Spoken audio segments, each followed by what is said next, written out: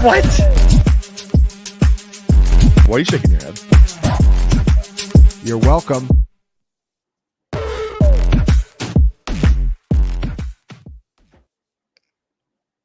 What's up, Fantasy Points? We are back for week 9 outside the box. I am here with Scott Barrett. We're going to be going position by position, breaking down first the chalk, then some of the contrarian plays that we like. We do apologize for the delay. It is all Scott's fault.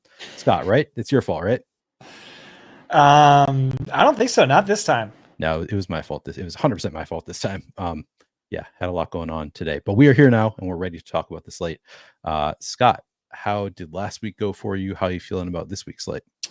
Last week went well. I took one of our lineups that we did on stream and I threw it in the double spy. I think that made me, $600. It was like in 6th place heading into the 4 p.m. game, but someone duped me. Someone watched this show and took it and duped me. I'm feeling really good. I think I don't really like slates where there's like 0 buys. But I think this is a really good slate. I think we have a big edge. Looked at some stuff across the industry. I think other people are missing, getting wrong. I guess there's one big over under game really, but like a lot of low implied point totals, a lot of teams tightly clustered together at the top as well. So I think this is an interesting, fun slate where we have a pretty big edge. I have some conviction plays. I was thinking about paywalling them and just saying like, sorry, if you're not a Fantasy Point subscriber, I hate you don't get to know what it is, but maybe I'll save that for a different week. I'll let these plays hit first and keep everyone happy in the YouTube chat. Yeah. Enjoying the Pepper Tony commentary. You know what? Frick you, unflanos your verse. That's funny. Last week was frustrating for me because I thought it should have been an awesome week because Jameis Winston was really low owned. That stack, like that was my favorite stack of the week.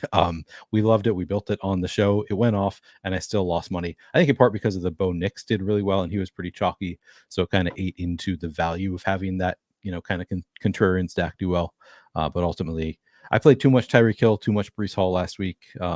Did not go well from that perspective. The chalk plays that I ate into didn't go well, but this week we're going to hit on everything perfectly, no doubt.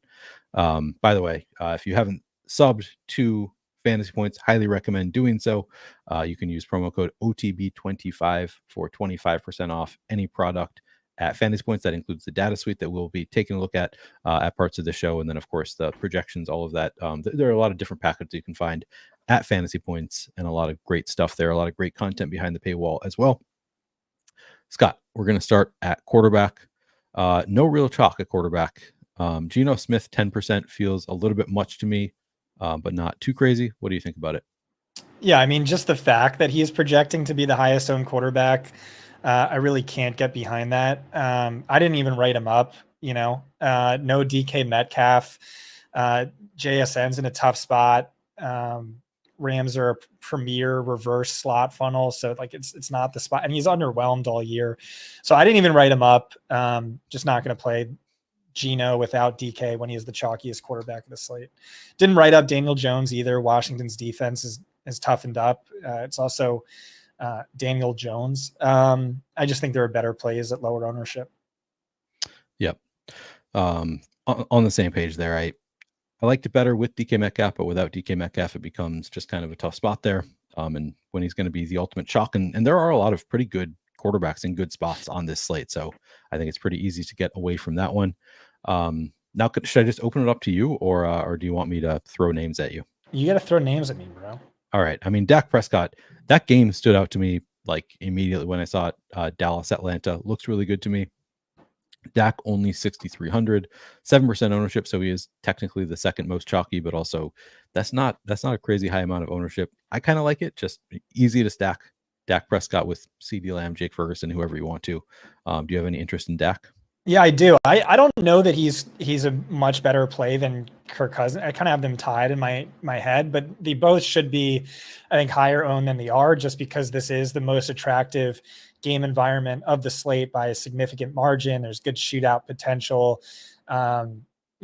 Falcons receivers are always a little too cheap, so there's value to that stack. And then obviously we've seen massive spike week upside from Dak and Lamb dating back to their bye week last season. Dallas has a number of injuries on the defensive side. That's the better matchup there than Atlanta's defense, I think. But we've seen Cousins really hasn't done anything outside of those Tampa games. But I mean, like he went nuts. The opposition went nuts. And so it's just kind of that, and it's like easy to play. It's easy to stack. And so I don't really think you can go wrong there with either one of those quarterbacks. I'll have a decent amount of exposure to both Dak and Kirk Cousins. Yeah, I think I probably will also. Daniel Jones, I don't know, this matchup with Washington, Scott, can you explain to me why it's not working out as well this year? Because it felt like last year you just crushed when you played quarterbacks and their top receivers against the Commanders. This year, early in the year, it looked like it was crushing. Recently, not so much. They've been pretty good. So I see the matchup. I'm tempted to go to Daniel Jones, Malik Neighbors, really easy stack to get to, but also like Washington's just been better than I expect. I don't know. What do you think about it? Yeah, we've seen this trend over the last few, and I think it makes sense because like Dan Quinn is a really well-respected, defensive-minded coach, and so it makes sense. It's going to take some time to adapt to the new system, the new playbook. You figure things out as you're going through tape, film study each week. They've shifted to more single high. The coverage matrix will tell you in recent weeks, and that's worked out well for them. And so, yeah, but it's really just like, I mean, when was the last time Daniel Jones broke a slate? I think there's other players at lower ownership who excite me more. Zeke won't make the trip to Atlanta because of disciplinary reasons. I didn't see that earlier. That's interesting. That'll be a fun game. Yeah. It's a little bit tough for me to get excited about that one. I wanted to get to it, but I'm not sure. I think that Daniel Jones probably the cash quarterback. Do you have thoughts on the cash quarterback? Yeah, it's Jameis Winston for me. Okay, I don't know why it wouldn't be. Just point per dollar. He doesn't project nearly as well as Daniel Jones or Geno. According to whose projections? You click on ours. Oh, I mean, okay. I guess you have a better projection here, and of course the projections have been doing very well. So, but I mean, you see 4% ownership. I guess that there are no real chalky quarterbacks. Yeah, I guess that seems like a reasonable play. Just paying down doesn't seem like a pay up for your cash quarterback type week. I mean, this is what I was waiting for every single week in the everything report. It's only a matter of time until we get Jameis, and when we do, wheels up. Only a matter of time until we get Joe Flacco. When we do, wheels up. Sadly, that's only available on FanDuel. Otherwise, we would be all in on Josh Downs. But and the conversation would be Flacco or Winston. But yeah, Winston did everything we were hoping for and then some last week. 334 yards, 3 touchdowns, 27.6 DraftKings fantasy points. His EPA per play was more than double Winston's career high with the Browns. Watson had never had a 300-yard game in his career with the Browns. Flacco and Winston have combined to do that in 6 of 7 starts. It's probably not the best matchup. Although it's encouraging, Los Angeles is leaning more pass heavy in recent weeks. So maybe there's it speeds up the game, puts a little more sense of urgency on Cleveland's side. But it's just ultimately, no, he is the man. I love him so much. This is what we waited for. He delivered. Why would we turn our backs on him now? So as far as cash goes, I guess I'll say two reasons that I would think, even if you really like him in tournaments, he might not be the best cash quarterback. One of them being he's just always been volatile, right? Like he'll have the games where he throws for 334 yards or whatever it is, and then the next game he'll throw for 3 interceptions and 120 yards. So I don't know. I mean, that's fine. Look at what Baker Mayfield has done the last 3 weeks. He has 8 interceptions, and he's still smashing. He's the QB2 in by DraftKings fantasy points per game this year, but behind only Lamar Jackson. I think that's what you get with Winston on a site where it's only -1 for an interception. You take that all day, and you get the bombs, and interceptions can actually help you, where it's like you're keeping the opposition in the game, so you have to throw even more. I don't really see much benching risk after what he did last week. But that's just me. Maybe I have a different risk tolerance. I'm not too much of a cash player. So with that Sure. Yeah, that's fair. And I guess the one other thing to consider Daniel Jones would be just Daniel Jones has the rushing floor, which is kind of nice in cash games, just like knowing that he's got at least like 3 fantasy points built in generally. But yeah, I think it seems like a reasonable like point per dollar play. I'd rather play Bo Nix in cash for an even higher rushing floor. And I mean, like Daniel Jones he has benching risk and he's turnover. That is true. As well. So yeah, fair. Daniel Jones, you want to guess how many fantasy points per game Daniel Jones is averaging over his last 3? 12. 9.2. He had 12.8 against the Bengals, 6 against the Eagles, 8.7 against the Steelers. This is our rival site's cash game quarterback against a Commanders defense that has looked really good the last few weeks. What are we doing here, people? Fair. Yeah. I mean, I guess maybe I'll have to think about Jameis Winston and cash. I have not built out my cash game lineups yet, but yeah, it's an interesting. I mean, it's a good point that just like he has not been scoring fantasy points. He's projecting better than like he's done all year. I don't think he has any games. He has like 2 games just over 18 fantasy points as I recall, but nothing all that great. Anyway, enough on cash game quarterbacks. This is of course a tournament show. So let's get back to talking about tournament plays. I have a lot of interest in Jalen Hurts this week. I just think the matchup with Jacksonville is so good. Really easy to stack him up with AJ Brown. Like, you know exactly what we want to do. I guess you could consider Devonta Smith or Grant Calcaterra or something. But I really like the Jalen Hurts to AJ Brown stack, and it's not getting that much ownership. How do you feel about it? Yeah, I love it. I think I like AJ Brown more than Lamb straight up. It just has so many more points in his favor this week. The only real difference is that, massive over under. But yeah, Hurts over his last 19 games with AJ Brown averages 24.9, would rank behind only Lamar Jackson this season. It's a best possible matchup. Jacksonville is also a bit of a pass funnel. Obviously the concern is like Saquon Barkley going ham, but Saquon's low owned as well. So I want exposure to both. I'm with you on AJ Brown for sure. I think he's a great. He had 3 rushing touchdowns last week, right? He scored over 35 DK last week. I know that. Yeah. And so yeah, I think he's a great play. All right. How about Gardner Minshew? I picked Gardner Minshew in the cage match this week. Just so cheap, such a great matchup. Hasn't been good this year at all. But I think just the price tag in the matchup is enough that I'm kind of interested in it for tournaments. Do you have any interest in Gardner Minshew? Yeah, I think that's fine. I think he's a better cash play than Daniel Jones. I think that's absolutely fine. You can go pretty unique with that, where you just go like all studs or all best values and slide Minshew in there with Jacoby or maybe Bowers. But yeah, I definitely don't hate that.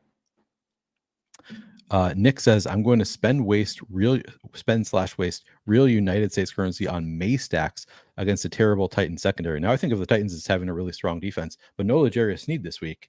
I honestly have not given much thought to Drake May, but is that something with L'Jarius Sneed out? Is that something to consider? If Drake May plays, I'm not even sure if he's. Yeah, I think that's still a tough matchup, but it's honestly one I'm really excited about. Jake wouldn't let me write him up. He thinks Bryce Young is unironically a better play than Drake May this week. But I'm a believer. So I've been arguing in the Everything Report that May is either a rich man's Daniel Jones or he's who everyone wanted Anthony Richardson to be this year. He only dropped back 10 times last week. He scored 11.5 fantasy points. He's averaging 24.4 fantasy points per 4 full quarters. Really underrated hypermobility with his legs. I still think this is a tough matchup, even without L'Jarius Sneed. But I like it, and I like it stacked with Demario Douglas, who's really underrated, Calvin Ridley, who's really underrated and popping as a top value. But again, this isn't an official call because Jake and I co-write this article now, and he's very down on May. But I was going to pitch to you, Neil, that like this week and maybe every week moving forward, we do one Neil lineup, one Scott lineup, and then one super YOLO GPP lineup, and maybe we would do a May Ridley Douglas lineup if we wanted to.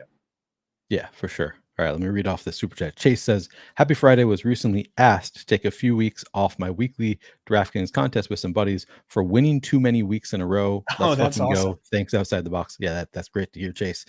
Sorry that you got kicked out of your contest. Hopefully, you can find another contest to dominate going forward. And maybe we need an OTB official contest. We do. Yeah. Why don't we do that? A lot of places do outside. I mean, of course, then everybody, like, we're going to all be on the same place probably, I guess would be the downside of doing it. But yeah, you see other people. Well, then you have to go contrarian on the contrarian lineups that we built. Yeah, true. That would be fun. Bink King says, "How about one chat lineup?" I think we would do pretty well. It just would be too disorganized to try to do a lineup via chat. You guys can throw in suggestions, but yeah, it would be, I think, a little bit too tough to try and do it with chat. But yeah, we should think about doing an outside the box contest. See if maybe I can talk to somebody I know at DraftKings, see if we can get something like that going on. All right, what else do we like here? We've talked. I mean, Joe Burrow again. That going to some Gardner Minshew. Obviously, Joe I'm not Burrow going to play him without T Higgins.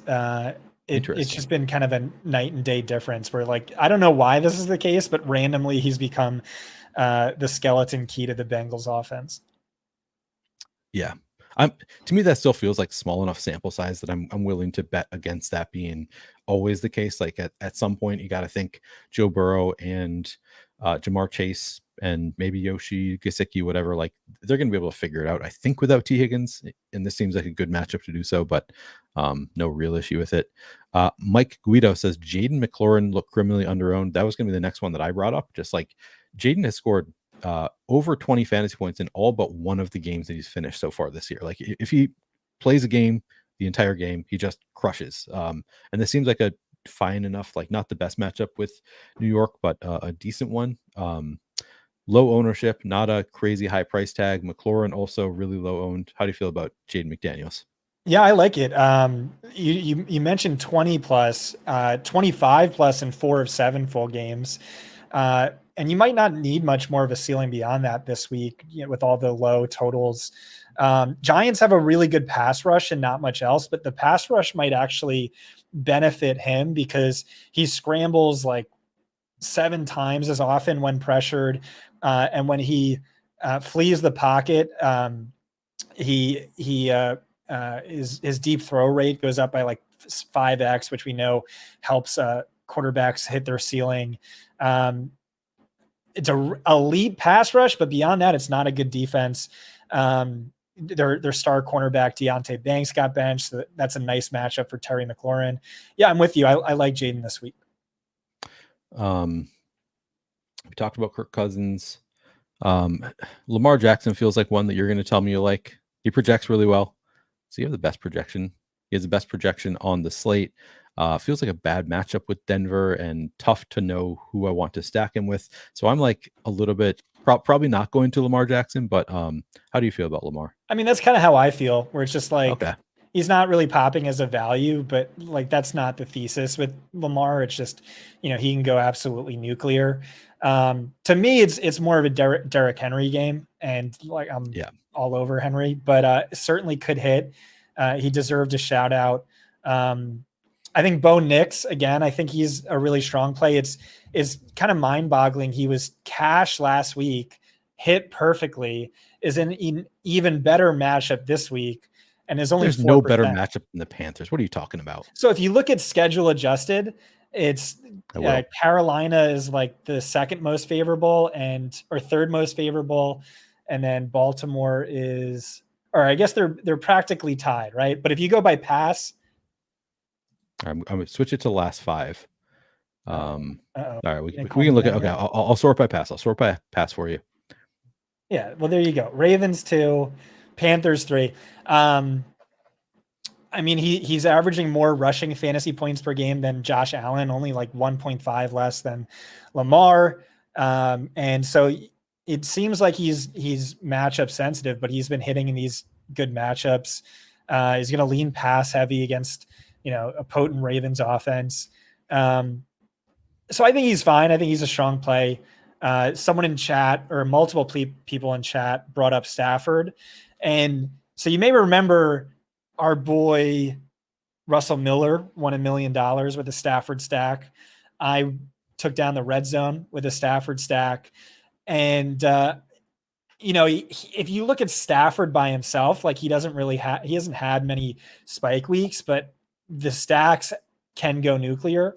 Over his last 10 games with both Cooper Kupp and Puka Nacua, he's averaging 286 yards per game, a 23-5 touchdown to interception ratio, over 20 fantasy points per game. And then when all those players are on the field, including Kyren Williams, the Rams don't just have the best offense in football by EPA per play, but it's one of the top 10 best offenses since 2000. It's a great matchup. Seattle's defense is so bad, both against the run and the pass. But since week 4, they're the second worst offense by passer rating allowed, adjusted net yards per attempt allowed, shootout script. And so I like him. I think Puka being questionable maybe makes me like him less, but it also makes, probably the offense more concentrated to Kupp, who we'll talk about later, and Kyren. And so, yeah, he deserved a shout. Really, I just like the idea of Ram stacks way more than the idea of Geno stacks. So, yeah, I think seems good enough. All right, let's see. So another name that I wanted to hear your thoughts on, Jordan Love, to me, is somebody that I have interest in playing. Seems like a nice matchup with Detroit. This is a game that could completely go off. Jordan Love has been questionable, and but it sounds like he's on track to play. It's at the very least, like, it's to me a strong pivot if you need to go contrarian and you haven't played a quarterback and you're going to the afternoon games. A pivot onto something like Jordan Love with Romeo Doubs or Jaden Reed. I don't know. I think it just seems like a pretty strong play that's going completely overlooked by the field. Any interest in Jordan Love? Yeah, so I didn't think he would play just because I don't know. These seemed a little more pessimistic, and they were more optimistic in weeks we've already seen Love sit out. But yeah, if he suits up, I'm eager to see what that does to the over under. Maybe it jumps a couple points. Because with Malik, they really slow the clock down, and Love has just been a beast. If you look at what he's done this season, if you look at what he's done over his last 12 games, he's right up there with Josh Allen and Jalen Hurts in terms of fantasy production. Jaden Reed would be in a really good spot. Lions are just getting shredded by slot wide receivers. Although as an aside, he's one of those weird wide receivers where the schematic might matter more than the on paper, but it's a unnecessary digression. Yeah, I think he's a good play, and he's going to go low owned because you always see that with the players we thought, like Drake May is going to be 1% even after we hype him up, and Love might be an even better play. Derek Carr, only 5,600, great matchup with the Panthers. Any interest there? Yeah, it's a great matchup. They get Cesar Ruiz back. They get Taysom Hill back, which might really matter because they're using him as a motion man, as a mismatch man. Jake had a great tweet on their EPA splits. With Taysom Hill, they're best of all time. Without, they're bottom 3 in the league. I don't know. I kind of like Alvin Kamara a lot, and then I like Taysom as leverage against. It's we've seen that this year and then last year with the old regime is they never really threw inside the red zone. And so that's the concern with him. They were scoring touchdowns with Rashid Shaheed, big plays. And so I don't know that he's necessary. Chris Olave's an awesome play. And then Kamara, maybe Taysom leverage. I don't know that you need the quarterback there. Do you think, does Taysom help or hurt Derek Carr? I don't know. I think you could argue it helps, but Okay. I don't know. It's one of those that's just not totally clear to me whether I want Taysom in there when I have Derek Carr. They're just so pass heavy inside the red zone with or without. I mean, run heavy with or without him, but I guess even more so with him. Yeah. Any interest in Caleb Williams against Arizona? Not really. I liked him when he was in those like top 3 perfect matchups, although he flopped last week. And it just isn't one of those this week. I guess it's like a top 10 matchup, but yeah. Also, who do you stack him with? That's gotten trickier. Right. I mean, I would probably just still go to DJ Moore, but I agree. Like, it's just not, you don't feel that comfortable with it. Yeah, it's a tough one. I guess Mason Rudolph is somebody we probably need to talk about. Do we? I don't know. Well, he's so cheap. He's only 4,600. I actually did not write him up in my slate breakdown. Sounds like you didn't either. I mean, it's just, well, we might get Will Levis. I think that's still on the table. It's really, the only note I'll have is how interesting with Mason Rudolph, the team has been so much more pass heavy. They were barely letting Levis drop back and throw the ball, and that's climbed with Mason. So our projections really like Calvin Ridley. Like I said, I like Demario Douglas and maybe Ramondre Stevenson. And so I would root for Rudolph just for more play volume in this game. And then I guess we should Josh Allen. I'm not playing him. I didn't write him up. It's just so hard to figure out who you want to stack with him. He spreads it around so much. It's a tough matchup. It's also Miami, running less this year. Yeah, so you're not into it, Josh Allen either? Not really. I think Jalen Hurts. I'd rather play Jaden Lamar if you're paying up, but always has that upside. Anybody I'm missing? No, I don't think so. All right, let's move on. Talk about running backs. Chase Brown now the chalk. No Zach Moss most likely this week. Great matchup with Las Vegas. I mean, that's a crazy high projection. He's 5,900 projecting for 22 fantasy points. What's your level of interest there in Jamar Chase? Chase Brown. Yeah, I think he's obviously like a great play. Wrote him up as the top running back play for cash. He's going to be an Uber bell couch. Travion Williams has 0 snaps this year. Chris Evans isn't going to play. He's out for the year. So I think this is what we're going to get, what we've been hoping for and wanting, for our best ball shares is, full on bell cow workload. It's a top 5 matchup for him. So that's great. He's played really well. I think he ranks top 7 among all running backs in fantasy points per snap. And so now, should be at 80% snap share or better. I think he's an elite play. Yeah. What do you think about 30%? Do you think he would be, if you were, I know you don't want 50 max, but like, is he going to be, if you make just one lineup, will Chase Brown be in it? If I make one lineup, I don't know. It's a really good running back week. There's like a lot of really good running back plays. And so I'd say don't be afraid to move off of the chalk for that reason. We've also never seen Chase Brown in a bell cow workload. Maybe there's a reason, Zach Moss was getting all those snaps and carries, and maybe Bengals offense just really struggles without Higgins, like we've seen from them. So I don't know. I think he's an amazing play, but yeah, you factor in ownership. I guess that would be your call. That's your specialty, Neil. He probably would. If I was just making one lineup, there's a good chance he would be in it. Just the value is tough to pass up. But yeah, it's I think I would probably end up honestly just eating it, like being like right with the field. I don't think 30% stands out to me as wrong. Like that feels about right. I wouldn't even be shocked if I end up a little higher.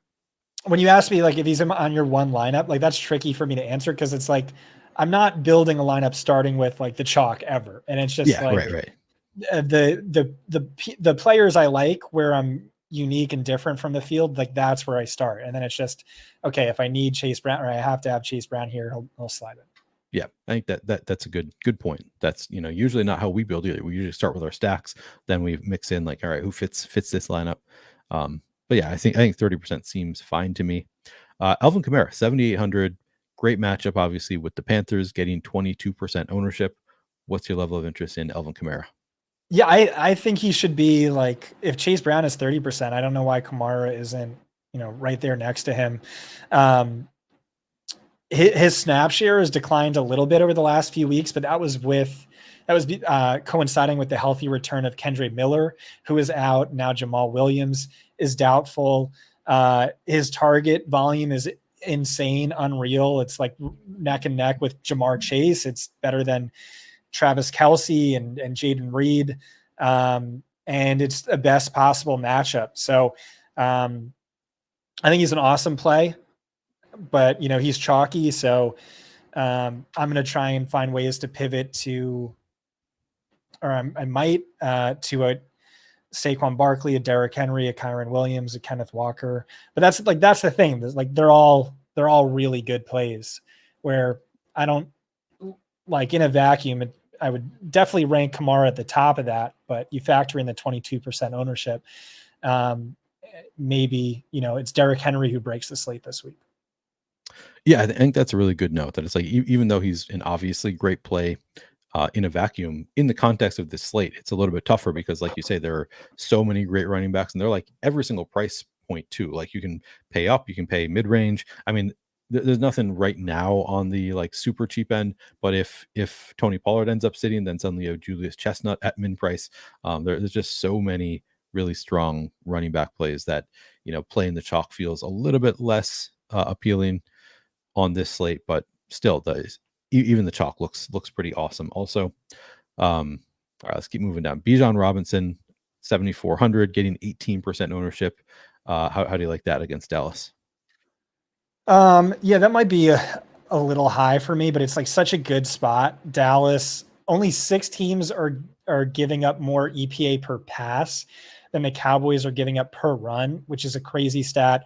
I will just say he's very game script sensitive. He performs, his usage is much better in losses than wins or when trailing rather than leading. And Atlanta is listed as 3-point favorites this week.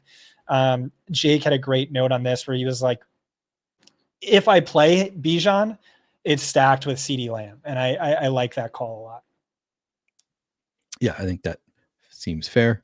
Debro says Kyron almost a lock. Yeah, why don't you sort by fantasy points per dollar and you'll see. All right, so Kyron not that high, but I guess I'm higher on Kyron than our projections are. It's just like elite usage and volume, leads all running backs in snap share, top 5 in XFP per game, top 5 in fantasy points per game.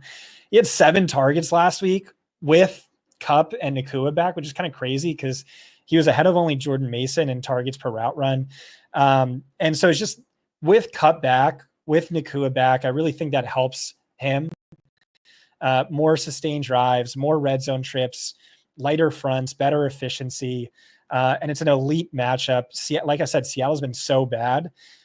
Seattle's given up 5.8 yards per carry, 187 yards from scrimmage, 30.5 fantasy points per game to running backs over the last 5 weeks. I think you could stack him with Stafford. I think that's in play with Kupp, just because that offense is so highly concentrated, and it's so much better when they have their healthy wide receivers, assuming Puka plays. But even without, I mean, Kupp's a big upgrade. Yeah. Tyrone Tracy, Washington has been a little bit of a run funnel this year so far. He's only 5,500. Do you have concerns about, coming back from the concussion? Is he going to get the full workload? How do you feel about Tyrone Tracy? Yeah, that's a good question. And it's also, you missed some of practice. Maybe the workload comes down a little bit, but the workload is elite. Like last week, he left the game with a concussion. He still had 20 of 22 carries, 14 of 30 routes, 150 all-purpose yards and a touchdown. He's averaging 5.2 yards per carry in the full season. And so this is just like a player I love, a player I was convicted in. I had 40% exposure in Best Ball Mania to Tyrone Tracy. And so, tremendous value. We have him as a top 3 value, which means he's going under own relative to that. Yeah. Debro calling Julius Chestnut a free square. We don't have confirmation though. I think it's still questionable, right? With Tony Pollard. Yeah, we still don't know. I kind of don't want to play Julius Chestnut because like I said, it's a great running back week. They could elevate Joshua Kelley. That's important. Make sure you watch that. the guy has barely touched the ball this year. I don't know that you trust him in any capacity.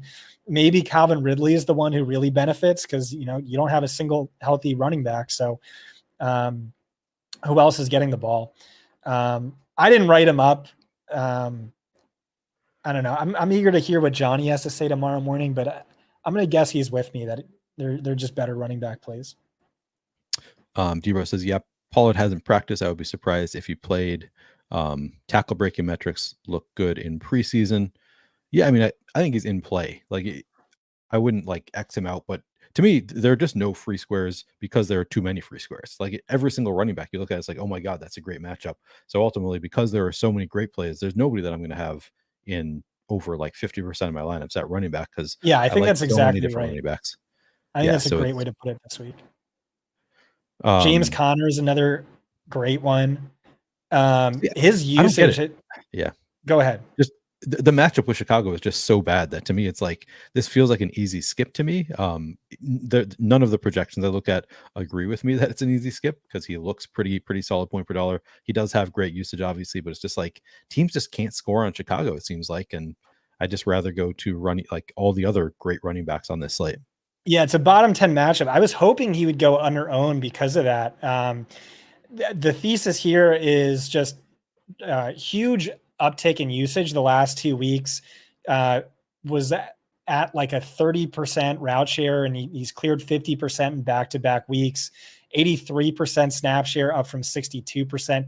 92% of the backfield XFP. So the best stranglehold over the backfield of any running back. And he's always smashed in that role. Like, it was always curious to me why he wasn't getting more target volume when he was always great in that role. And so I don't know. This is also, by the way, one of the top 5 most run heavy offenses in football, just as it was last year. So I think he's yet another really good, really strong play. DeAndre Swift against Arizona. He's had pretty elite usage recently, 6,400. Any interest there? Yeah, again, he's smashed in 4 straight games, right? Averages 22.6 fantasy points per game over his last 4, which would rank as the RB1 this season. Volume isn't too far from that. He is losing a few goal line touches to Roschon Johnson. He's also game script sensitive. He's been much worse in losses, and this is a game they're entering as underdogs. And so that's the issue with him. But I mean, 6,400 for a guy who's had 20 fantasy points in 4 straight games. Hard to argue with that. Yeah. Kenneth Walker, I mean, now that he's been really involved in the passing game, also has a strong matchup with the Rams. Stood out to me at 7,300. Any interest there? Well, the Rams are kind of a more extreme pass funnel to me. But they are giving up the 10th most rushing yards per game. I think, yeah, it's just, he's 7,300. His usage and volume is that of like an 8,400 back. His usage slipped last week, but not if you exclude the fourth quarter. Then it was as elite as it always was. He was seriously sick the week before that and still dominated touches. And it's just, like almost Alvin Kamara like in terms of his target volume, and plus what he's doing on the ground. And like, he's elite on the ground. He leads all running backs in missed tackles forced per touch. Really good implied point total. I don't like Geno, so maybe it's a Kenneth Walker eruption spot. Yeah, that's a good call too. It's nice leverage on a sort of chalky Geno. Do you think DK Metcalf being out hurts or helps Kenneth Walker? I think it's more likely to be a Kenneth Walker, massive volume game, but they need to be sustaining drives in order to do that. So I'd say, catastrophic risk increases while maybe it's a slight bump to the median. Yep. That sounds right. Devin Achane, 6,700. Tua's there. Run funnel against Buffalo. Any interest there? Yeah, again, there's just like so many amazing running back plays. In Tua starts, he would rank first in XFP per game, first in fantasy points per game, has bested Jaylen Waddle on target share in every single one of those games. So it's like, maybe he's the wide receiver 2 and the RB1 of this offense. Jake had a great stat where it's like in 2 games, he would rank 9th among all wide receivers in receiving fantasy points per game with 17.2, which is crazy. He's way too cheap. I think, you factor in Raheem Mostert touchdown vultures. And so maybe that limits the ceiling a little bit, makes him a little risky, but still, without a doubt, one of the top values of the slate. Sean G points out that Noah Fant is also out for Seattle. Good point. Saquon Barkley, you kind of already brought up. We talked about liking Hurts and AJ Brown. This is the tough spot where it's like, but it also could just be a Saquon game against Jack. They can do whatever they want against Jacksonville, I think. 8,200. How much interest do you have in Saquon?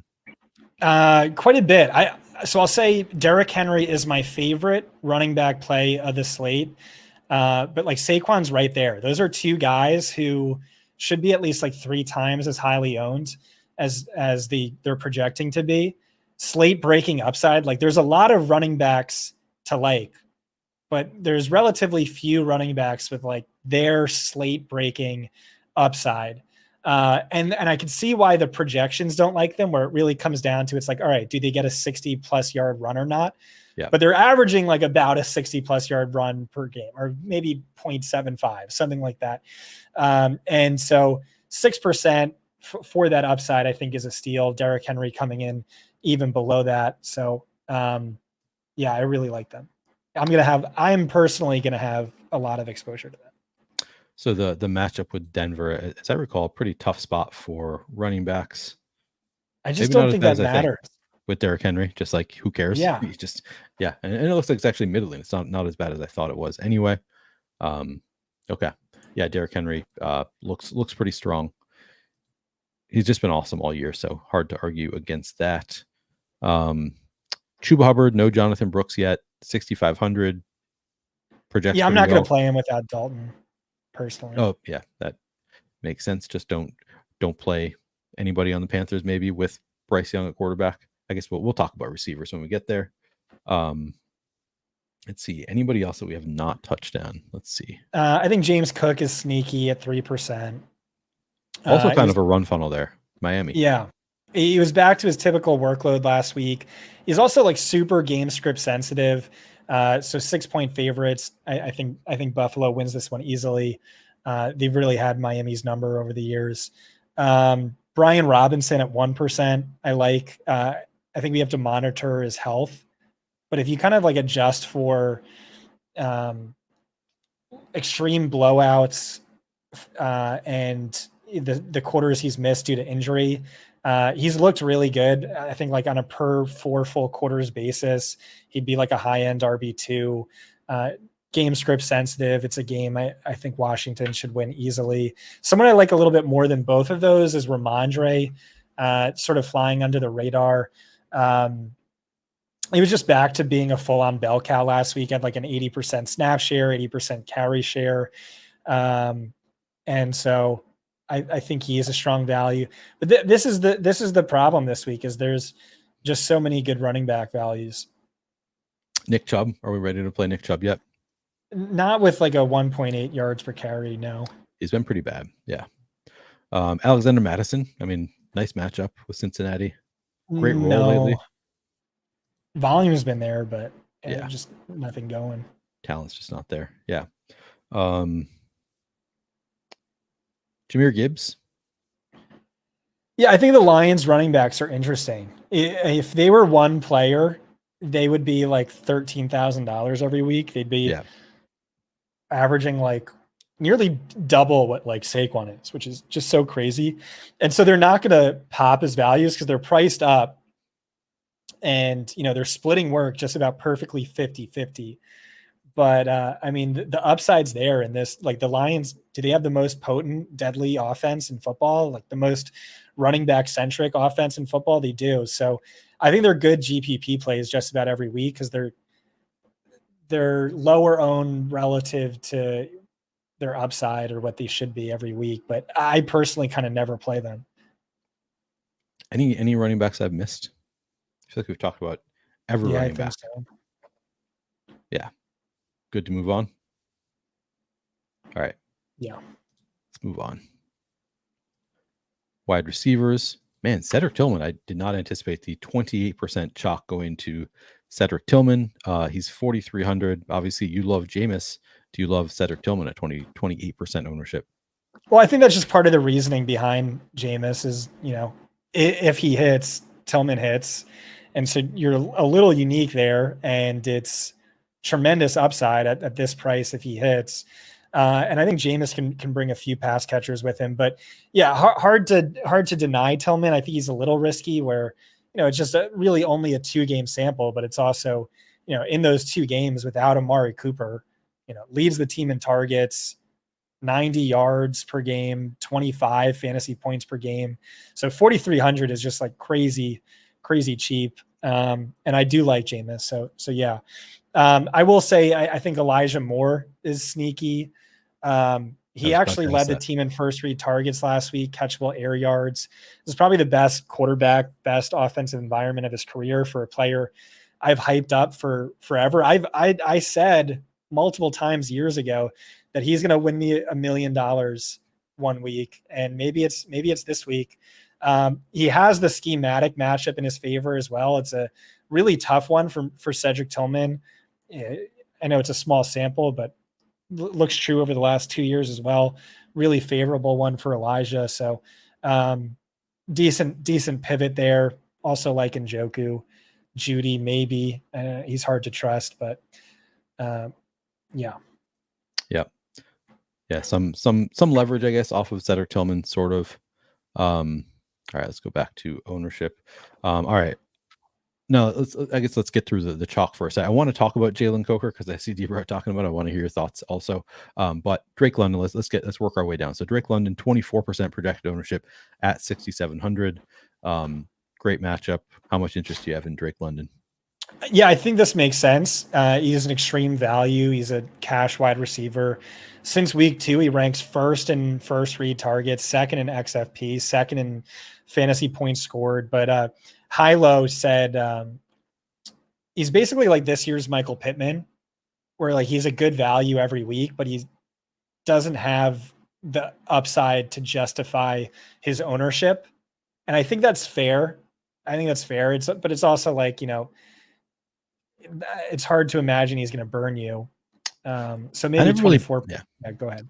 I never totally buy those types of arguments. And of course, that was what people said about Brandon Ayuk going into this year. And if you faded Brandon Ayuk, you're feeling pretty good about it. But it's just such a small sample size. Like if you're getting the usage and you're on a good offense with a high implied team total, like even if you haven't really shown the slate breaking upside yet, I feel like, and he's a talent. So like, I don't know. I think that he's got the talent to break a slate, even if we haven't seen it yet. Just like the fact that he's been consistently good and not great yet is like, I don't know. And he wasn't good last week. So consistently good, maybe not the right word, but I don't know. I think he has slate breaking upside. He just hasn't shown it yet.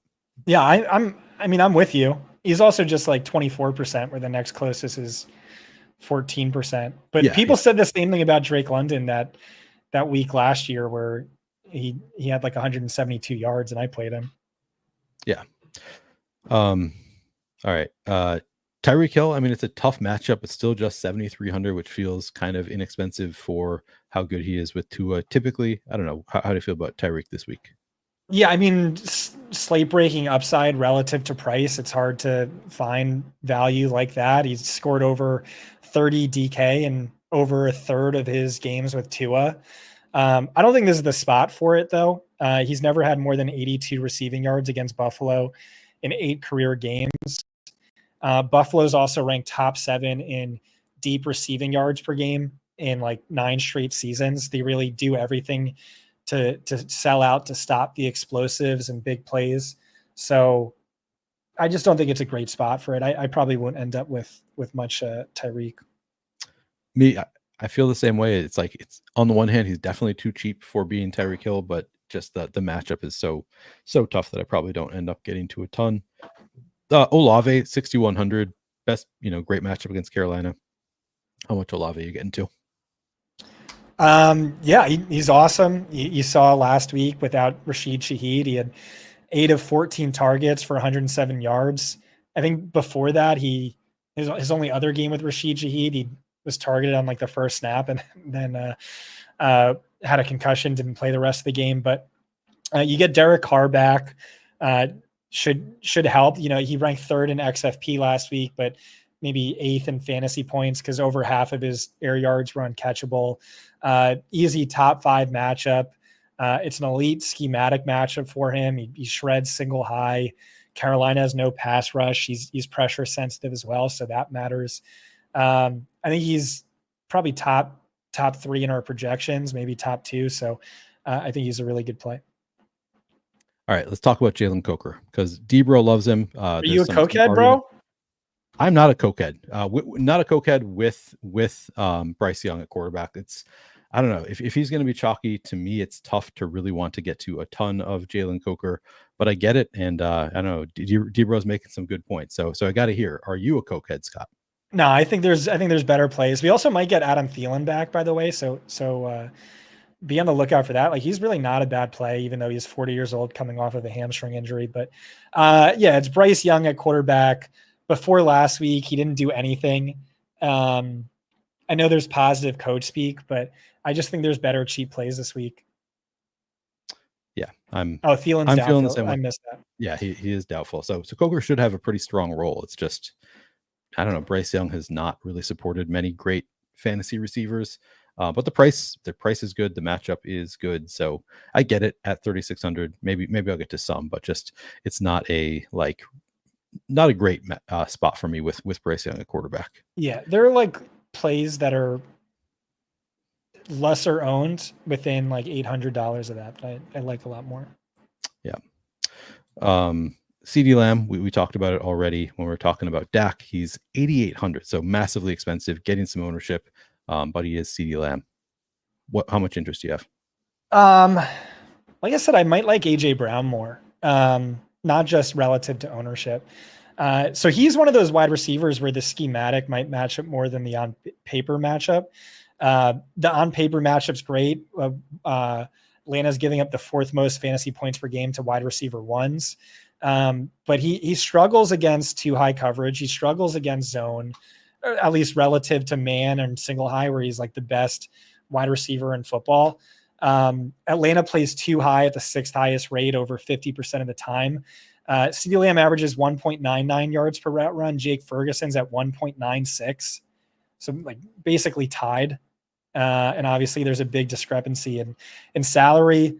Lamb has really struggled this year, minus last week, where of course he went nuclear, but like 25 fantasy points coming in the 4th quarter of garbage time.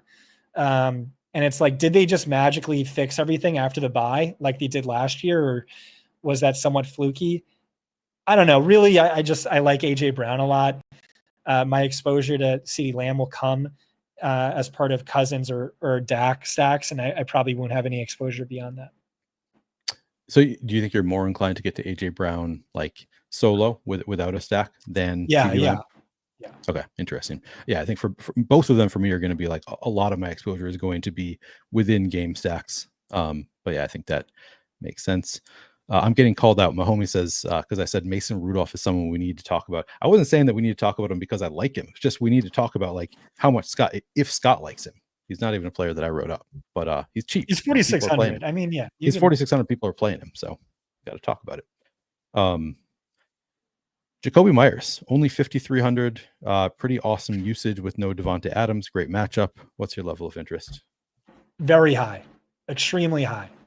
I am so I wish he didn't play last week because I've been so excited to play him. And then it's like, it's the Chiefs. They're a worst possible matchup for outside wide receivers and the best possible matchup for tight ends. So not going to really talk about him. But he did really well last week. And so every week in the everything report, I was writing him up. I was like, make sure he's on your team. Get excited about Jacoby Myers because week 3, he scored 21 fantasy points. Week 4, he led all players at all positions in target share. Week 5, he played through a bad ankle injury, was shadowed by Patrick Surtain on 50% of his routes, still ended up with 6 catches and 9 targets for 72 yards. Week 8, like I said, worst possible matchup, scored 17.2 fantasy points. And so 5,300 for this elite usage, like 33% first read target share, top 10 on paper matchup, ideal schematic matchup against Bengals single high coverage. I think he's an elite play. I think he's great. All right. Love it. With you. Jamar Chase. So where does Jamar Chase rank for you within the CeeDee Lamb, AJ Brown, Jamar Chase? Low. How do you like him? Low. Okay. I mean, it's Jamar Chase. He can go crazy. Prior to this season, every time T. Higgins was out or limited, Jamar Chase would average 18 targets and like 30 fantasy points per game. This year, he's getting outproduced by Mike Gesicki. What the heck is going on? I have no idea. It doesn't make sense to me, but it's also undeniable. And so it doesn't really look like a great value to me. I think there's better plays within that price range. AJ Brown, like we said, but also the expensive running backs at much lower ownership. Any Green Bay receivers you like? Jaden Reed, Romeo Doubs, anybody else? Yeah, I think if we get if we don't get Love, they're all not playable. If we get Love, how much is Malik Willis, by the way? I want to make sure I didn't just miss that because I was waiting. I feel like the news is that Jordan Love is it playing, okay. Let me double check. I thought that he was trending toward playing at least. Let me see.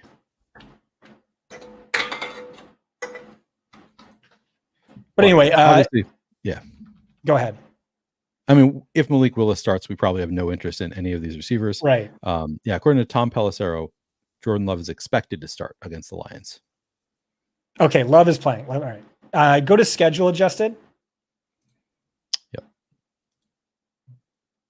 And then just click on slot. Nice matchup. Best possible matchup for Jaden Reed. The weird thing with him though is like he seems like one of those wide receivers where the schematic matchup matters more. And if you go to the wide receiver coverage tool, it's not really a good schematic matchup for him. Okay. But yeah, he's also the volume has been so shitty, which makes, especially after Romeo Doubs complained about his volume, which is just like so insane to me because the guy leads all wide receivers in EPA per target, in passer rating when targeted, and depth adjusted yards per target over expectation. So I don't know why you don't get him more volume, but he is a big play threat waiting to happen. You want to just scroll to the top and type in Packers. Yeah. Yeah, not great. Can you scroll down? It's cut off. I can't. Zoom out, maybe. That's weird. Yeah, so really bad schematic. So I think those offset, but I guess the upside. Why is this not working? I don't know why this is not. I feel like I'm missing something here.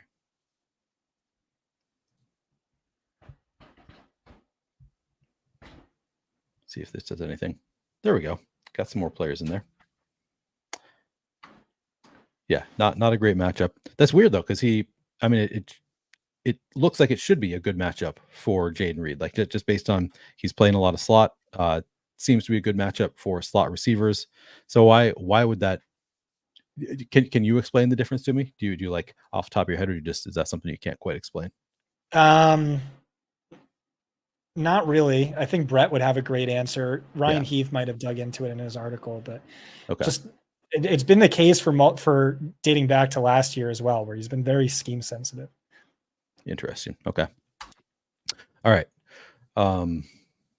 Who else do we like here? Are you going to any Malik Neighbors against Washington? No, probably not. I just think there's better plays. Lad McConkey? Yeah, I like Lad a lot. So speaking of scheme sensitive, McConkey has been best behind only Justin Jefferson in yards per route run against man coverage, which the Browns played a top 3 rate. He also has the best cornerback matchup according to our wide receiver versus cornerback chart, which factors in the totality of cornerbacks he's going to face. So the big issue is lack of raw volume. But we have seen the Chargers last 2 weeks. Maybe it's just a blip on the radar, but last 2 weeks, they've ranked top 5 in pass rate over expectation. Before that, they were like World War II era levels of run heavy. And so maybe that sticks. And if it does, it has to go to Ladd, who's led the wide receivers in target share in 5 straight. And so, like I said, yeah, great schematic.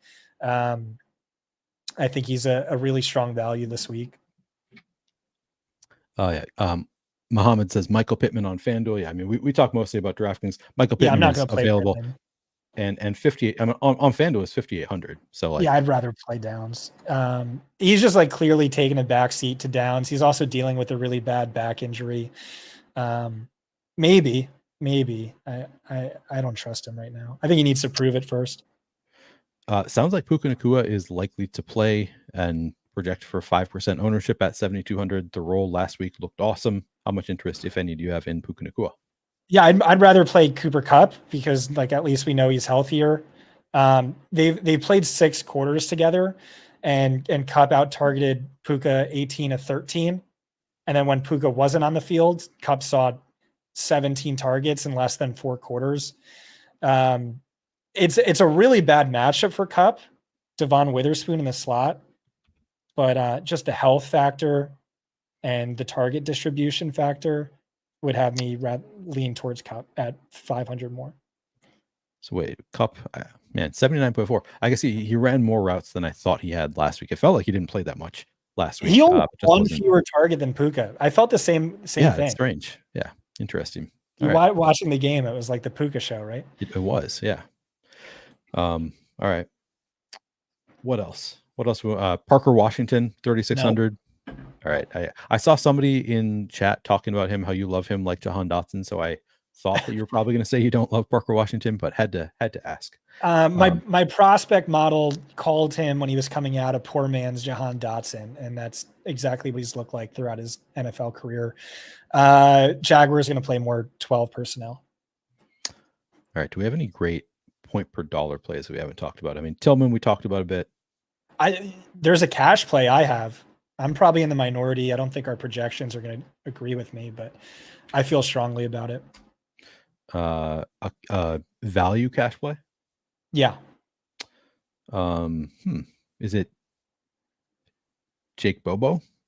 No, it's Demario Douglas. Okay. So when he's on the field, remember he was vomiting all of, what was it, week 7, and so he was on and off the field. And then last week, Drake May only had 11 dropbacks before the concussion. But when he and Drake May were both on the field together, he has an insane 39% target share, 35% air yardage share. And so May on just 28 total pass attempts. So basically like, I don't know, probably like what he'll average per game for the rest of the season. 28 pass attempts, 16 targets, 11 catches, 135 yards and a score. There's also that soundbite of May saying like, yeah, like slot wide receivers are a staple of the Patriots offense dating back decades.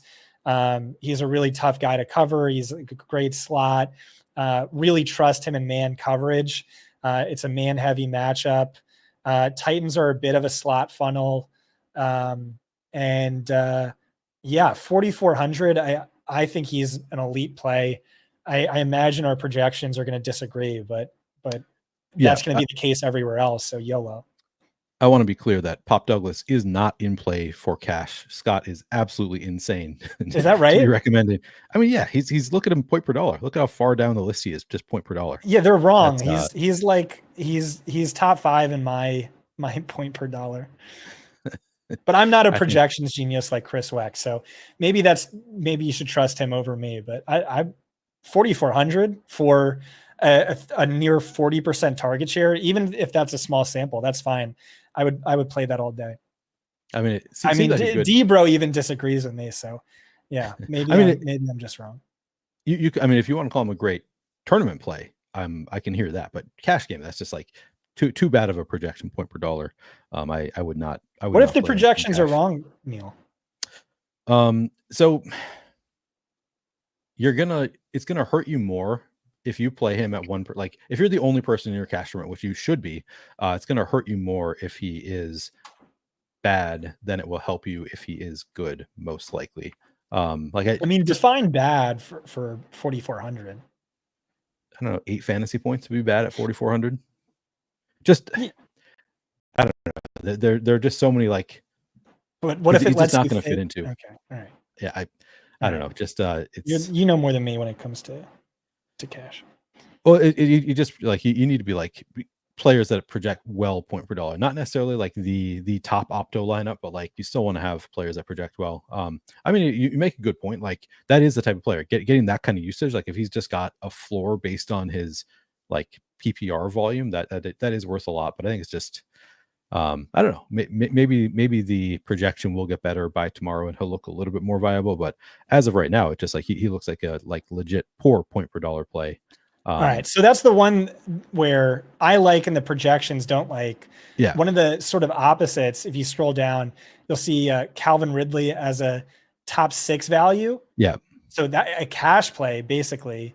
I mean, you're not going to play him in cash, way too volatile. But like when you see a guy top 6 in a project, like that means more or less they're good enough. And we came down when I checked this morning. I think he was top 3, and then Jake adjusted his projection. So if Pollard's out, Spears, I think this is with Pollard in. So like, I can't imagine where he'd be with Pollard out. But he's hit a new season high in targets in 3 straight weeks. He had 8 to 9 to 15. No DeAndre Hopkins. Offense leaning more pass heavy with Mason Rudolph. I worry about the Christian Gonzalez shadow. I worry about the fact that he's only had 1 productive game this season. But we dug into the projections, and it's just like there's nowhere else for the ball to go.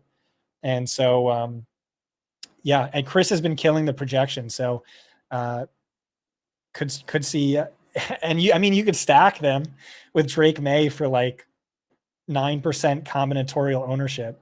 True. But I do worry about Gonzo as Debro and not EOM or saying in chat. Yeah. I also worry about the fact that he's sucked ass up until last week. Gonzo? No, yeah. Calvin Ridley. Oh, Calvin Ridley. I mean, he had 15 targets last week. Like just like that. That is tough. You don't see many. I mean, many he had 15. Heading into the week, he had like 500 unrealized air yards. Yeah.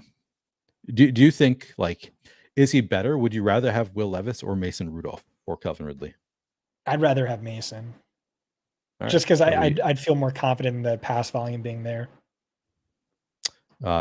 Smitch says the Commanders elevated Chris Rodriguez at running back. Does that mean someone is going to be out?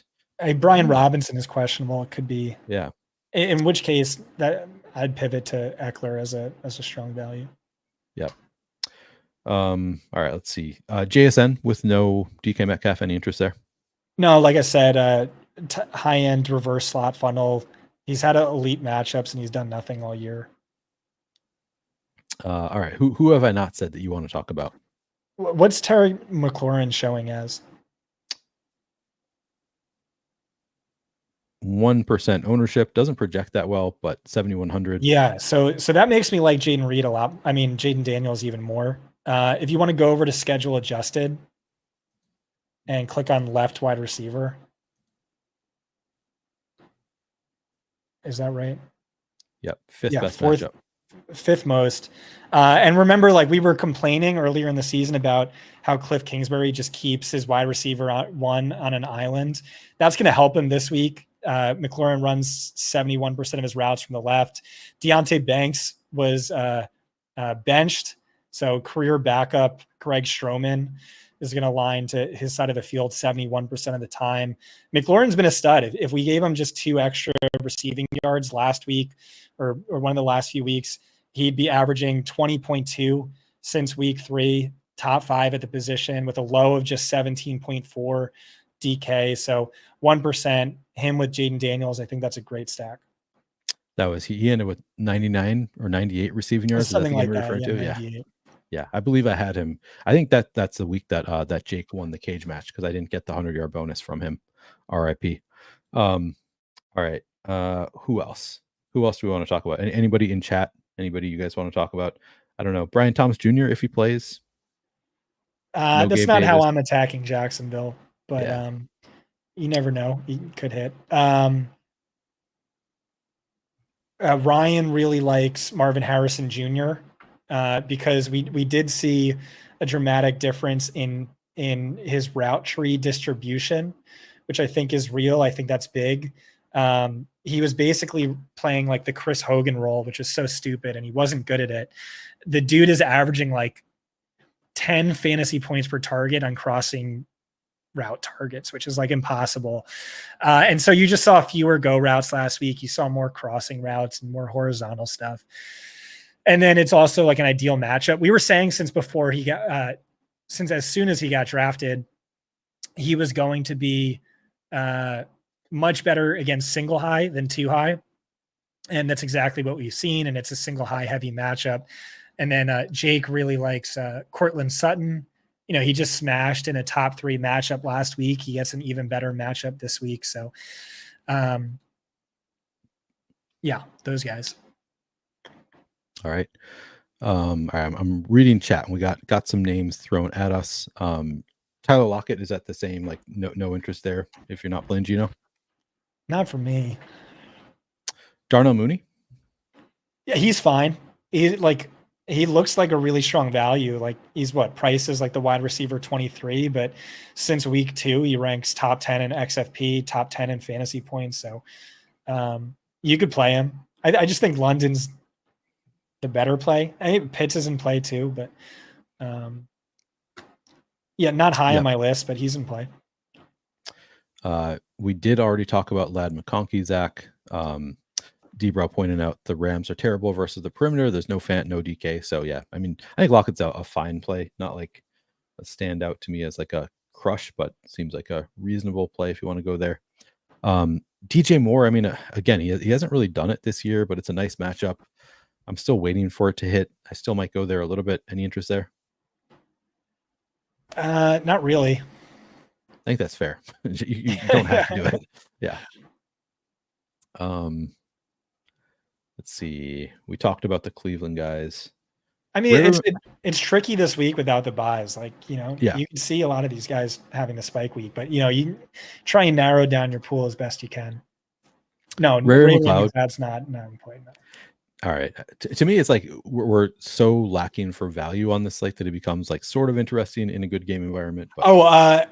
So someone they had me delete that I did write up was Rashad Bateman. Nice. No concerns about Deontay Johnson. By the way, how concerned are you about Deontay Johnson in best ball?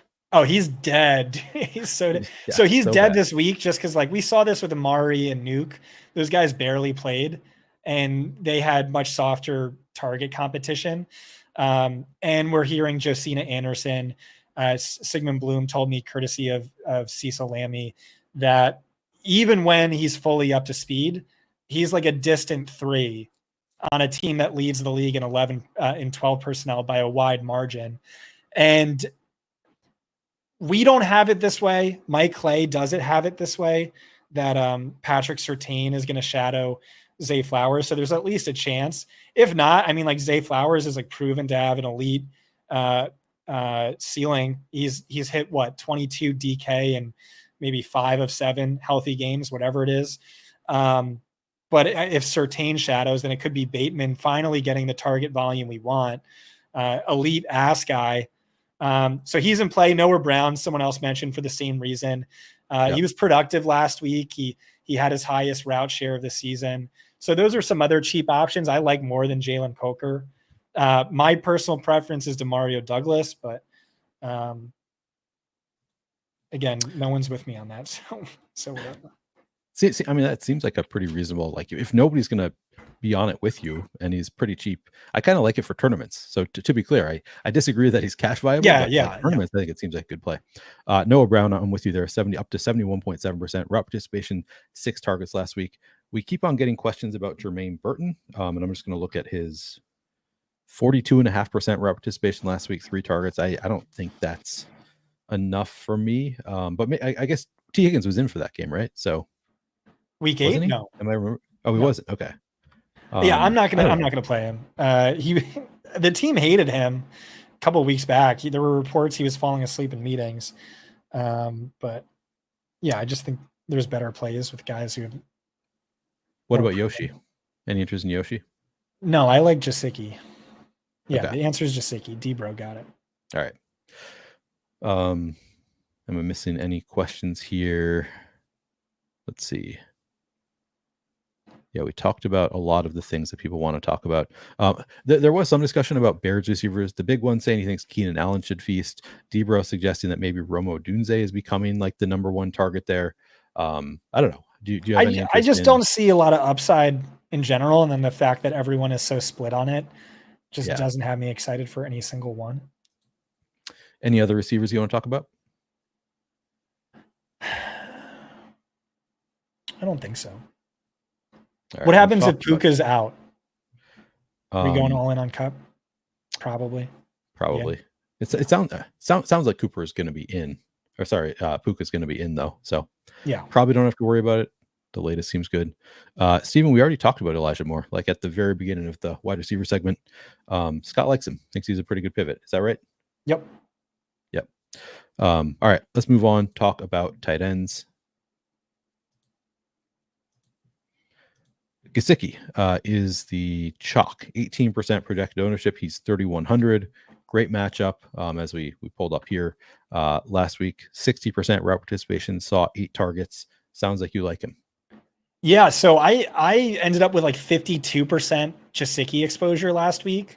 I think by dollar amount it was like 18%, but yeah, that's one of the perks of, or maybe it wasn't a perk, but one of the perks of being a Fantasy Point subscriber and not just watching this video is like there's a lot of stuff that comes out Saturday night, Sunday morning, or Johnny uncovers. Johnny's so elite.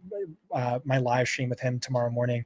But Ian Rappaport, we talked about Gesicki, and then Ian Rappaport had this video clip where he was saying, expect Mike Gesicki to be heavily utilized without T. Higgins, heavy 12 personnel. And that's what we saw in week 2, the last game Higgins had missed. And so like the target volume is clearly there for Gesicki. It was just national tight ends week and he didn't score a touchdown when everyone else scored a touchdown. So he didn't really play off, but like, I think that was a good like plus EV call. Last 2 games without T. Higgins, at least 8 targets, at least 7 catches, at least 70 receiving yards. In each of the last 2 games, Higgins sat out. So extreme value, really good play. I like him significantly more than Bowers, and they're like neck and neck in ownership, apparently.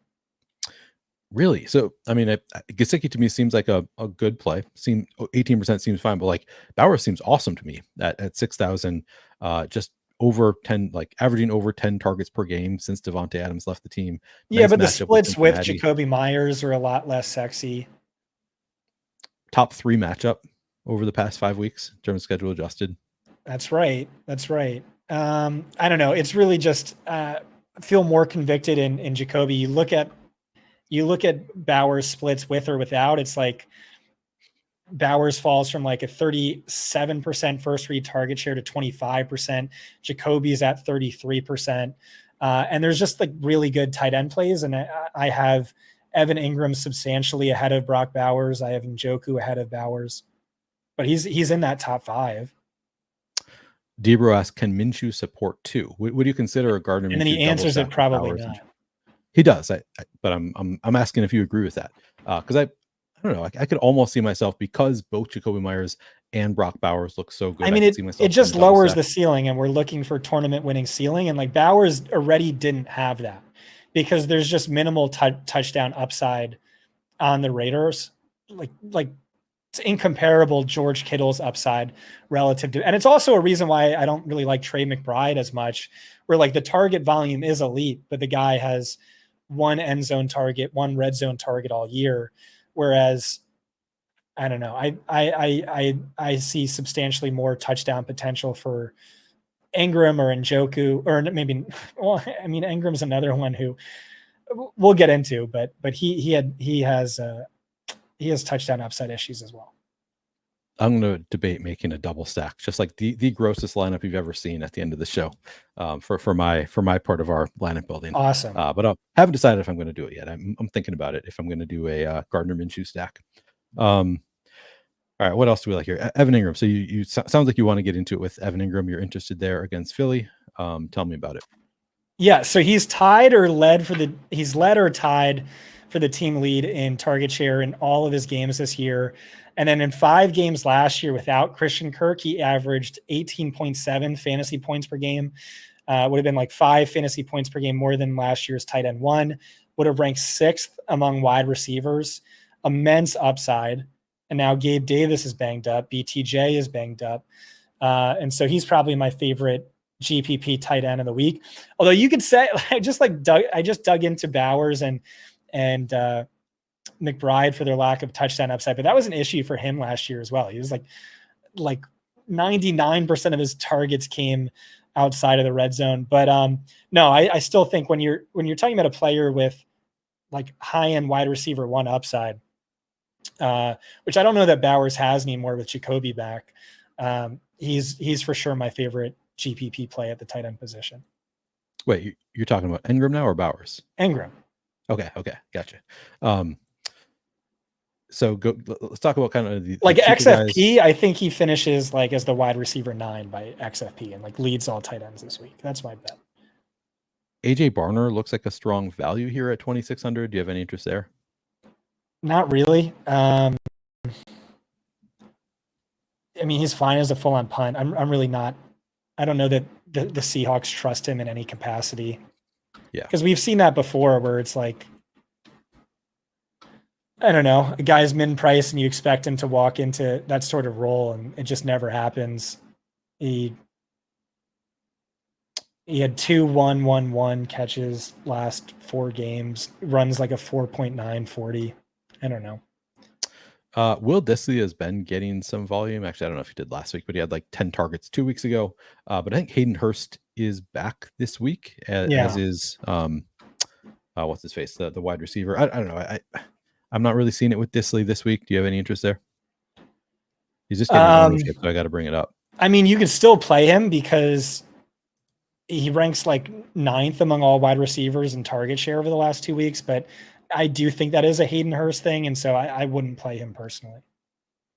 All right, people want to talk about Grant Calcaterra and Adam Troutman. So let's see, Grant Calcaterra, where is he coming? I don't want to mess around with these. I think this is a good tight end week where you have tight ends priced like good tight ends when these should be priced as like fantasy wide receiver 2s, and they're not. So yeah, AJ Barner could split time very well. Calcaterra, I don't think he has any upside. Adam Troutman, I don't think he has much upside. No, it was the Lucas Kroll show before that. We've seen Sean Payton rotate wide receivers every week where you have no idea what's going on. He might just be doing the exact same thing with tight ends. Yep. David Njoku, I mean, pretty elite volume. Yeah, I like Njoku Cooper. a lot. Yeah. It's just 15 full quarters of work this year. And on a per 4-quarter basis, 9 targets per 4, 15 fantasy points per 4 quarters. He put up high-end wide receiver 1 numbers last year with Joe Flacco, nearly 24 DraftKings fantasy points per game over his last 4 games. And so I don't see why he can't do the same thing with Jameis Winston. So again, really like Evan Ingram, really like David Njoku, where we're talking about, I don't know, it should be high-end wide receiver 2s, right? And they're just priced like good tight ends. So I really like both those guys a lot. Yep. I do have some interest in Grant Calcaterra. I see D-Row talking about him, Brad Moore liking him. Like I think I like him better than Troutman. At least I could see myself getting there in like an AJ Brown stack, or sorry, a Jalen Hurts stack, but not like a huge priority for me. Just he's running enough routes that I have a little bit of interest there, but not a ton. Taysom Hill. We talked about Taysom Hill already a little bit. Kendre Miller is going to be out for this game. Jamal Williams going to be out for this game. Everything kind of aligning. It's a great matchup with Carolina, so everything kind of aligning for Taysom Hill. Really hard to project him just because he doesn't have like a one thing that he does. Like you never really know how they're going to use him week to week. But how do you like him at 3,800? Yeah, I never play him. I think this is a great spot for him where he can get like 2 rushing touchdowns. He was getting like running real wide receiver routes last week. He gets these mismatches in space. Could get 10 plus touches. Kamara, we know, has the broken hand, fractured ribs. There's no running back depth beyond him. And so click on fantasy points per dollar. And he's popping as a top 3 value. And then he also offers tremendous leverage against a chalky Kamara, where it's like, well, what if Taysom vultures him? And so, I think he's a uniquely good play this week. Any other tight ends that I have not brought up my Galaxy Brain play of the week yet, but I'm curious if you have any other tight ends you like. See if you bring them up. I think you were talking about cheap tight ends. I think Jonnu's fine. Tyreek's banged up. Jalen Waddle's been a little banged up. I don't know how much we can trust it, but 7 targets per game, 60 yards per game over his last 3. So 3,500, that's fine. Kyle Pitts, 65 receiving yards in 4 straight games.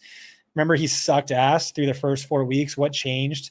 Basically, Zach Robinson took Brett Whitefield's advice and started using him more like Rob Gronkowski and less like Trey McBride, which is how he should be used. It's a great schematic matchup. He's really been the single high beater, and it's a single high heavy matchup this week. He's still really risky though, because his route share randomly dropped to 50% last week. And so if you wanted to make a rule to just never play guys with a 50% route share when they're 4,900, I think that's fine. Jake Ferguson, I think is interesting. He's just rock solid floor, 7+ targets and I don't know how many games in a row now. It's also the schematic matchup. Remember, like I said, 2 high coverage. He's basically exactly the same as CeeDee Lamb in terms of yards per route run against 2 high. It's a great game environment. We've only ever seen 1 spike week from him, but he does have all that. And like I said, Brock Bowers is fine. I kind of like Jacoby more, but he's fine. And then I think that's all of my tight ends. So I'm eager to hear who your Galbrain is. All right. So I've been thinking about where I fall on the meme spectrum of the really dumb guy. And then you peak with the guy who's crying and yelling about how a guy's a great play, who's the mid guy. And then there's the really smart guy who agrees with the dumb guy. I can't decide where I fall. I think I probably fall as the mid guy, I guess. Sam Laporta to me seems really obvious at 4,800. He was a tight end 1 all of last year. This year, he's taken a big step back in terms of usage as Jameson Williams has ascended. And everybody kind of agrees it's probably just because Jameson Williams has been really good and Sam Laporta has taken a step back there. They haven't really been using him. Now Jameson Williams is out for the 2nd straight game. Last week with Jameson Williams out, 6 targets for Sam Laporta, pretty strong usage, his 2nd best targets on the season. Now he gets one of the best possible matchups for tight ends against Green Bay. I don't know. Everything seems to align for as a GPP play. So I don't want to make it sound like this is an absolute smash, but for somebody who's getting 0 ownership and is 4,800 was the tight end 1 last year, is back in that same role he was in last year. Seems like a pretty strong play to me to get at least well over 1% ownership. I'm going to play a ton of Sam Laporta. Do you want to poke holes in it? Yeah, it's just he's been so bad this year. He's had before last week, he was averaging 2 catches and 35 yards. With it's so bad. To your point, though, it wasn't just that he saw 6 targets, but he saw 6 targets on 15 pass attempts. Right. So 40% target share. So maybe there's something to that. Green Bay really susceptible to tight ends, as Brad Moore points out. I don't hate it. He's 100 cheaper than Pitts. Yeah. See, I like my Ingram stance. I like Gesicki a lot. I like Njoku a lot. But I don't know. You make a good case. Case. That is the one reason that I struggle with it from I want to absolutely smash it. I would love it so much on a different slate. There are enough tight ends on this slate that I like that it's not that I don't feel like I can go 50% Sam Laporta. It's more I'm going to get above 1% because I think it just makes logical sense to think he would have been 6,500, 7,000 in this matchup last year. And I don't know. I doubt he's actually gotten that much worse. Maybe just needs some consistent usage to really play well. I don't know. Just I'm gonna play a good amount. This is what we're saying with the Lions, right? Where it's you never project well. Yeah. But there's a lot of upside there when one guy hits, because it's a juggernaut offense that scores a lot of points. It's just it's just super spread out. But if one guy goes off, it can pay dividends because they're never owned and they're never projecting well, but the upside's there. Debro says that he doesn't think he's been fully healthy, which I guess Well, I hadn't heard that about Sam Laporta. Well, that certainly was the case. He missed a lot of practice time dealing with injury, and then he picked up another injury in week 3. Okay. He had the bye, and then I kind of was a little excited to play him at contrarian levels of ownership, but then he had one catch. So. Yeah, hasn't done much. All right. Any other tight ends we want to talk about? Juwan Johnson against Carolina. Is there any interest there? I don't know how much he's been playing. No, not for me. With Taysom back. Yeah, Taysom's there. 30.6%. Yeah, not great. All right. No other tight ends. Zach Ertz. If you want to go Jaden Daniels, Zach Ertz seems fine to me. There's just no upside. All right. Should we make some lineups? Yeah.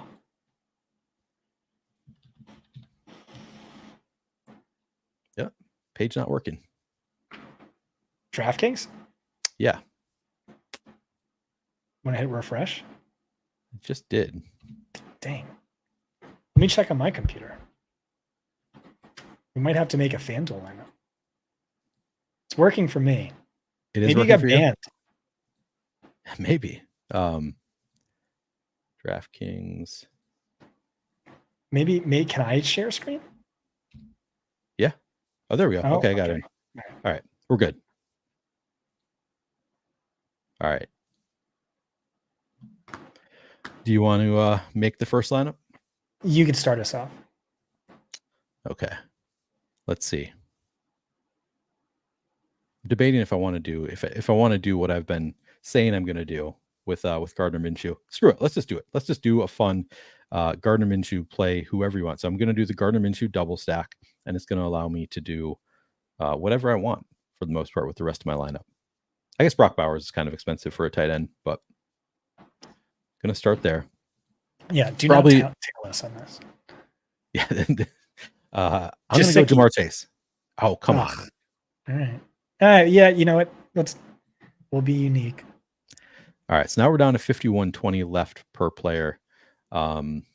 Any defenses you feel? Hey, I have to pee. Do you mind if I pee? Because people are like, what does Scott hate Neil? And it's just like by the end of the show, I have to pee so bad, and I'm just like rushing through this. So give me 1 second. Sorry, guys. All right. While Scott's peeing, I'm gonna draft the perfect lineup for you guys. All right. So I've got Gardner Minshew double stack with Jacoby Myers and Brock Bowers with a Jamar Chase bring back. 51.20 left per player. I'm gonna slot in one of the better projected defenses here. Fantasy points per dollar. Top is Tennessee versus New England. I don't like it as much if Drake May is back. I could just go Arizona here. 2,600. I kind of want to pay down, so I'm just going to go with the Arizona defense. Let's see. It's not 57.50 left per player. I'm going to put Chase Brown. Do I want to put Chase Brown in? Maybe Chase Brown could be my bring back. Now I'm just going to do a full game stack for now. I'll think about switching out Jamar Chase. Got to go with a cheap receiver.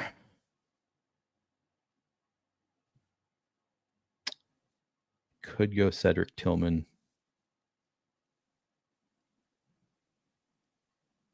Yoshi's there. Coker. I don't love the value on this slate. I could go with Scott's guy, Pop Douglas. You think Scott Hansen wears a diaper? Definitely, of course. Can't last that long without a diaper.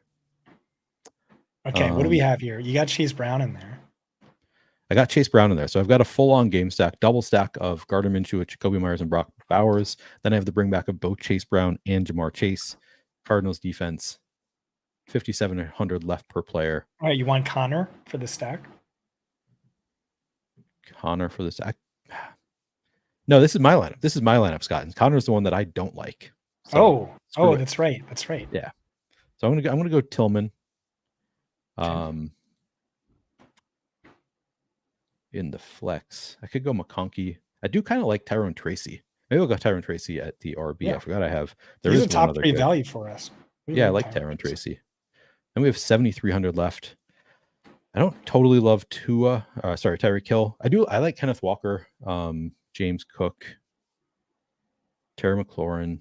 some strong plays here. Yeah, I'd go Kenneth Walker. Kenneth Walker, my favorite there. So there you have it. The perfect lineup, the Millie winner. Not sharing it. No, I guess I'll share it with Scott because he did say he likes Kenneth Walker. He confirmed. So we will split the Millie here with Gardner Minshew, Jacoby Myers, and Brock Bowers. Bringbacks of Chase Brown and Jamar Chase. We've got Tyrone Tracy, Cedric Tillman as value.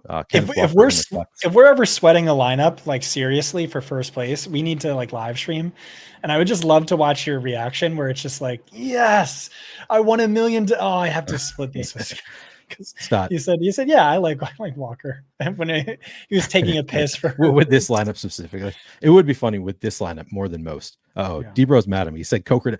Debro, I talked about it. I just don't. I can't get there. I could have done. I thought about Coker. I thought about appeasing you with Coker. Yeah, you're right. You're right. I could have done it for you, Debro. Maybe later. Maybe another one. All right, Scott. Now it's time for your lineup. Okay. Do you want to do a Jameis, or you want to play around with Dallas, Atlanta, or Jalen Hurts, or a super gross? You know what? You made a super gross YOLO lineup. Yep. Let me make a super gross YOLO lineup. Yep. We're gonna do May, Douglas, Ridley. Okay. We could do Stevenson, but probably not. Probably not gonna do Stevenson. All right. May, Douglas, Ridley. There you go. 57.33 left per player. We're gonna go Derrick Henry. Naturally. The big dog. The king. King Henry. We are gonna do James Conner with Arizona just because you hate him. We have to have him in here. Good. We're gonna do Gesicki plus Ingram just to get weird.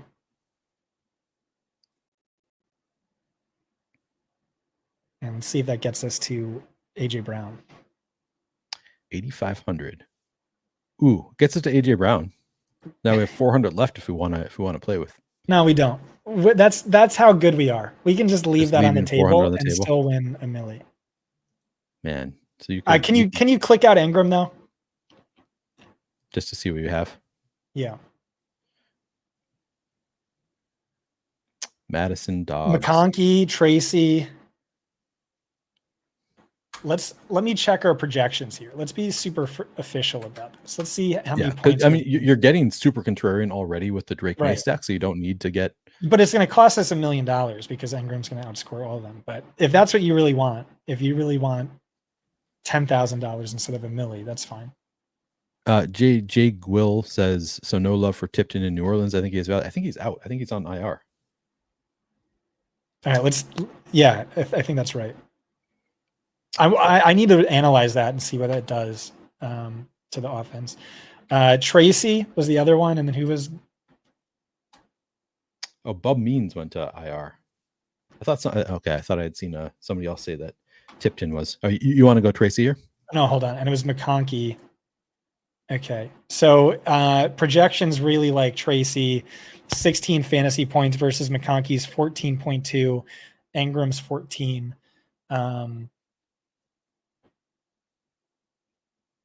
I would have it closer, but we can go Tracy because you're a projection slave, Neil.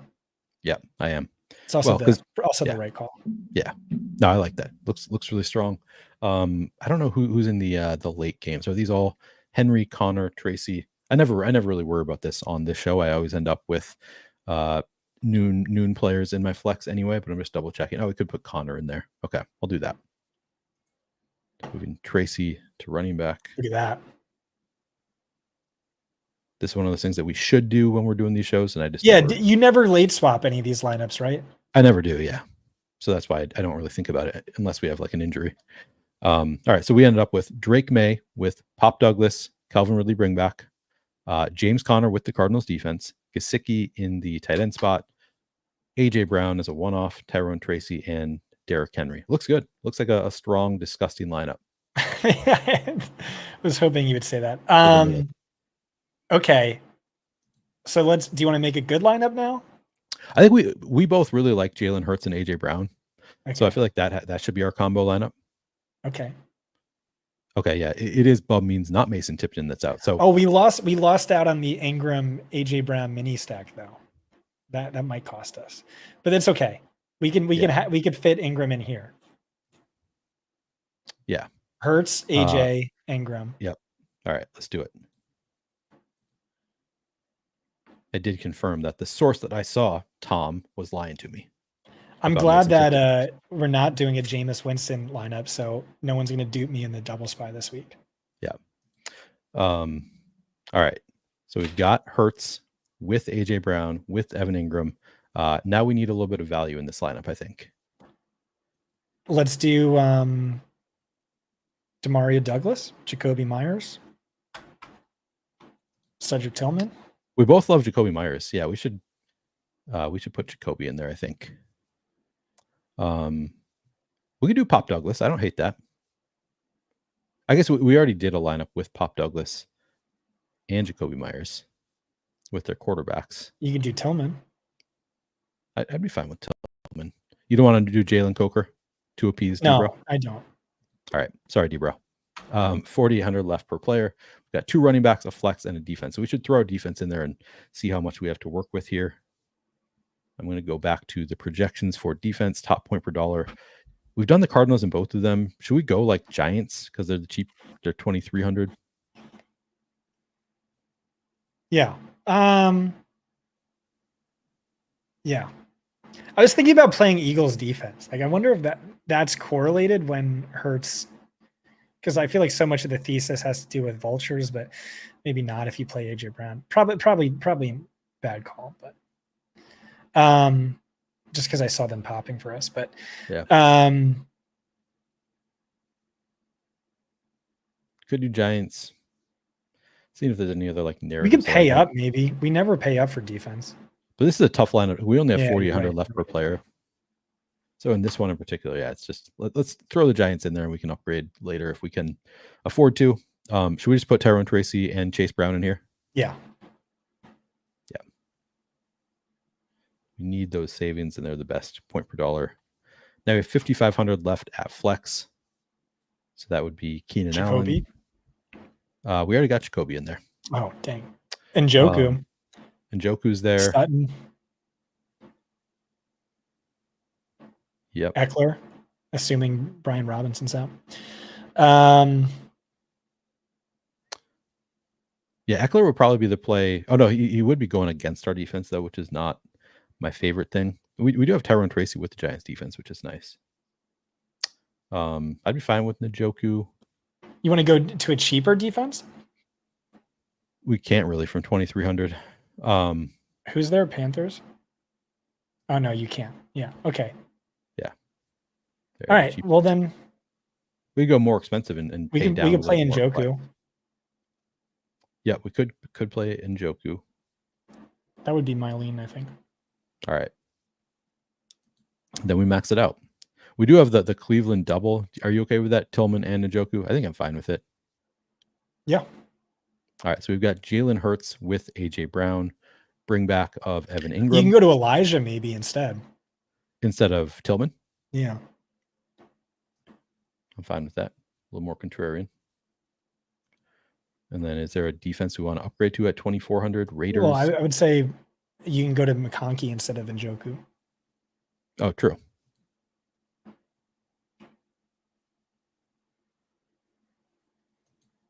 All right. So now we have Jalen Hurts, AJ Brown, bring back of Evan Ingram.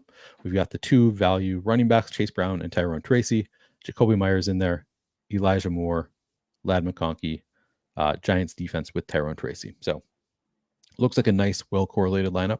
I like it. Let's do it. Let's win a milli. Let's win a milli with that one. Debra says, I give up. No Coker, no Bink. You guys make me sad. Well, you could just, play Coker instead of us. Yeah. Tom responding to my I almost, did the right thing and didn't call out the person who fed me misinformation, but then I thought, no, I'm just going to call him out because that's more fun. All right. I'm leaving a post-it note to myself though. If Coker smashes, I have to give Debro his dues. Yeah, public apology to Debro if Coker smashes. Absolutely. He tried to tell us. He did. All right. This is fun. As always, I enjoy our lineups. Thank you guys for watching. Scott, what do you have coming up the rest of the weekend? I'm supposed to wake up at 7 a.m. my time to do the show with Johnny tomorrow. We'll see if I can make that one. But got that. I'll be in Discord. And yeah, that's about it. What about you, Neil?